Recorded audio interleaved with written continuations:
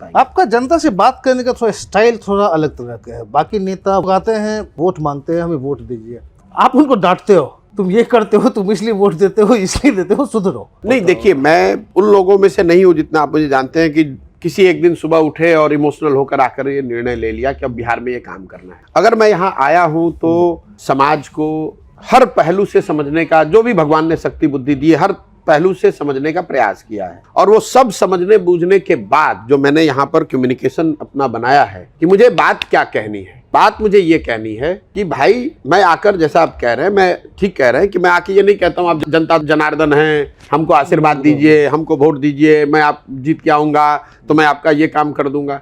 क्योंकि ये सारी बात तो जनता पिछले 60 वर्ष से सुन ही रही है। उसने इंदिरा गांधी से सुना, राजीव गांधी से सुना, समाजवादियों से सुना, हम लोगों ने लालू नीतीश से सुना, और पिछले 10 साल से मोदी जी से भी सुन रहे हैं। बिहार की स्थिति तो नहीं बदली, बिहार के बच्चों का पलायन तो नहीं रुका, हम लोग की गरीबी, एक पायदान भी हम लोग 28 से बढ़ के 27 भी नहीं हुए।